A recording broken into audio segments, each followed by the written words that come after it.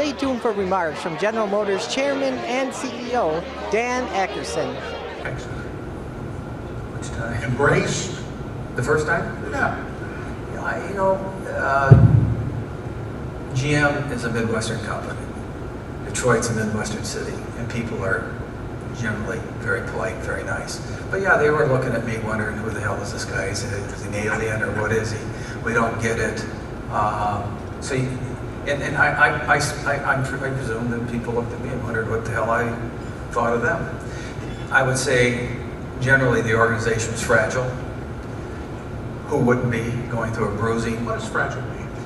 Tentative, not sure we could exit and make it. Was this just another, I was told there was a management meeting, all the senior leadership in Florida in December. They were told, don't worry, everything's going to be okay.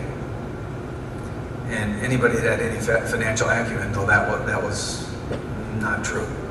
And so, I mean, was this just another pronouncement, or were we really going to change? Were we really going to change? And so it took me a while. Actually, the IPO was frustrating on one end because you don't have any executive turmoil because you got the field on the team. You're one of the IPO. But it forced. I mean, many times people say, "I'll give you a summary sheet." And I said, "No, I want to read the whole manual." And I was pretty good at that kind of stuff. And the financial stuff, I just come out of private equity, which is pretty strident. So I needed to come up real fast.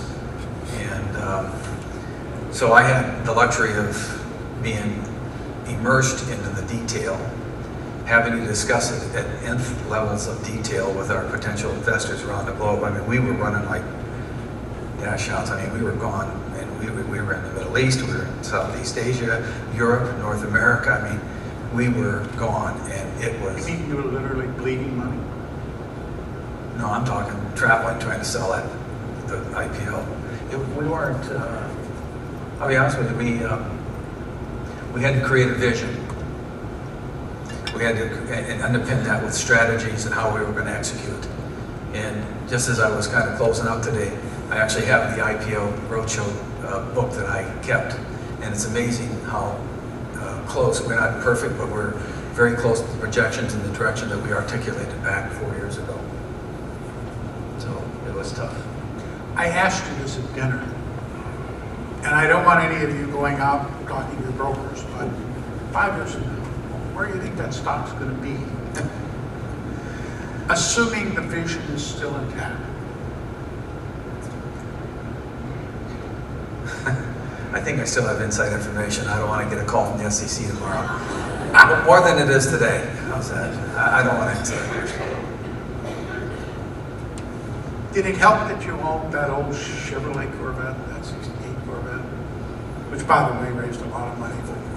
That I took the job? Or? No, that the people, the tech center said that the car people said, oh, maybe he knows something about cars.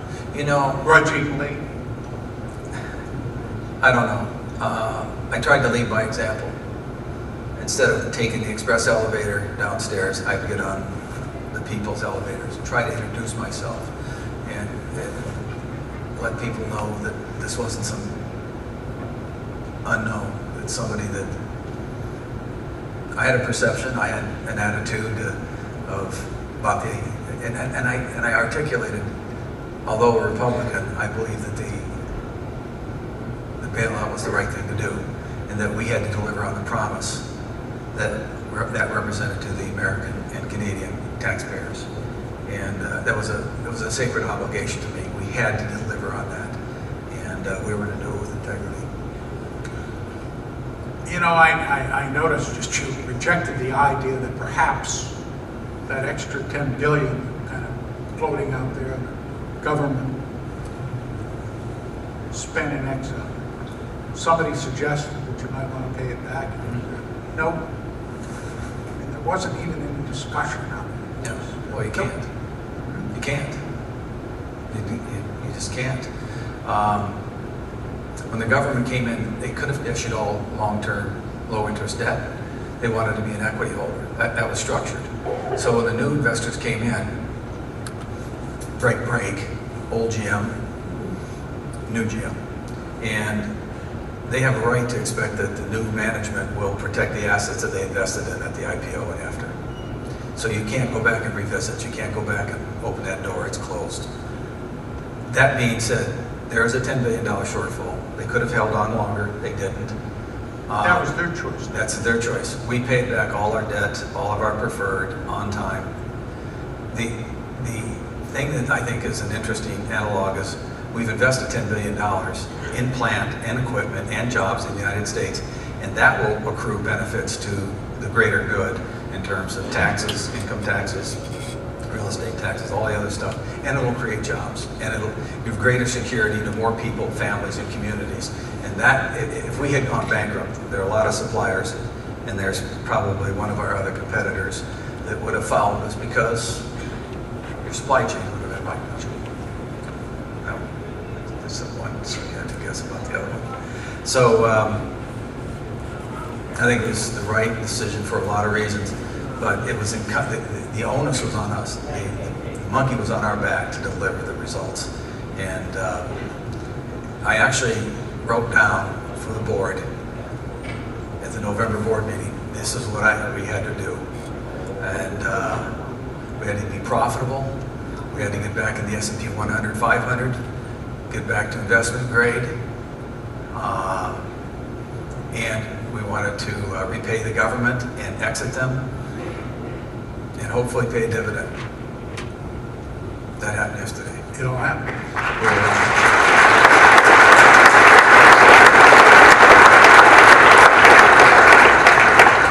During one of our dinners, I asked you if a GM executive went to work for telecom companies that you had a lot of experience with, how long did you think it would take them to hit the stride and do the work? You said 2 years. Is that about how long it took you to really feel like you were master of this ship, running GM and making the decision? It had to be a big learning curve. I'm not sure I have it mastered yet. I'm unemployed. I've got the unemployment part mastered. When you quit learning, you're dead. So I was always learning something. But after about a year, year and a half, I mean, you kind of, leadership is transferable. Management is transferable. There are strategic initiatives and imperatives in every company that are common regardless of what industry you're in.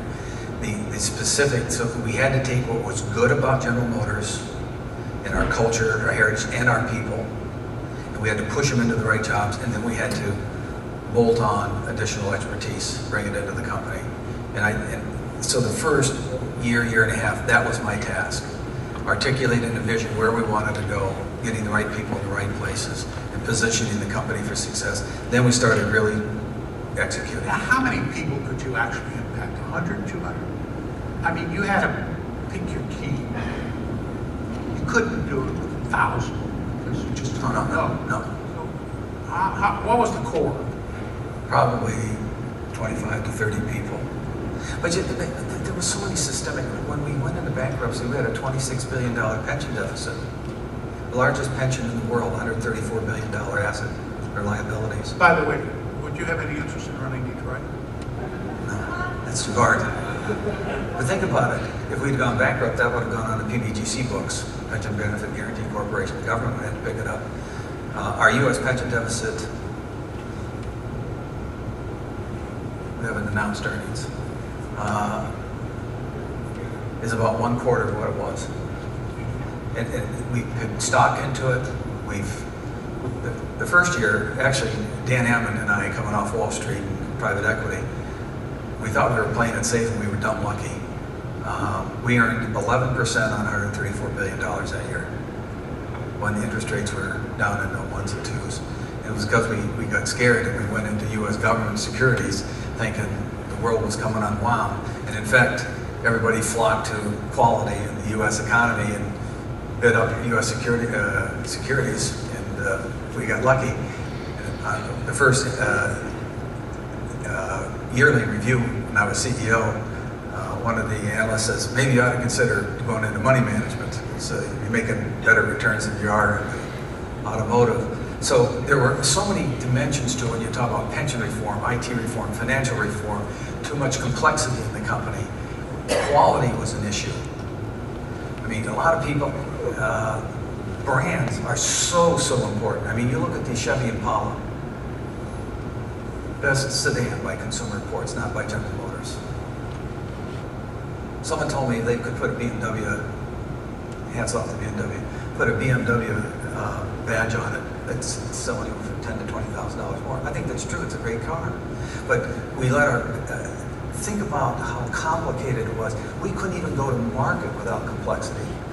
I think we had Chevrolet, Pontiac, Oldsmobile, Saturn, Buick, Cadillac, Hummer. I mean, it just kept going on and on and on.